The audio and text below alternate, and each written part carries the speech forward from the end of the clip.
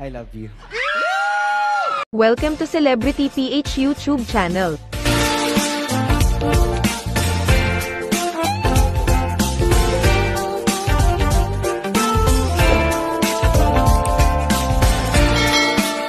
Miguel Tan Felix, nag-I love you sa birthday message para kay Isabel Ortega. Maikli pero puno ng kilig ang naging mensahe ni Miguel Tan Felix para sa kaarawan ni Isabel Ortega.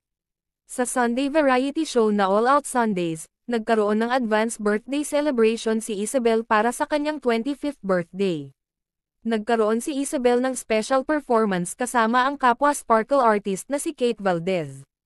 Matapos ang pagpapasaya sa stage, binati si Isabel ng kapwa niya AOS barkada kasama na rin ang kanyang on-screen love team na si Miguel Tan Felix.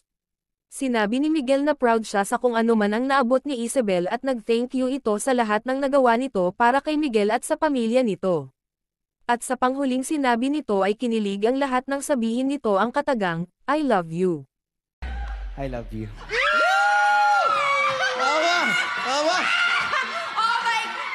Halatang nagulat si Isabel sa sinabi ni Miguel pero kitang-kita rin ang saya sa mga mukha nito.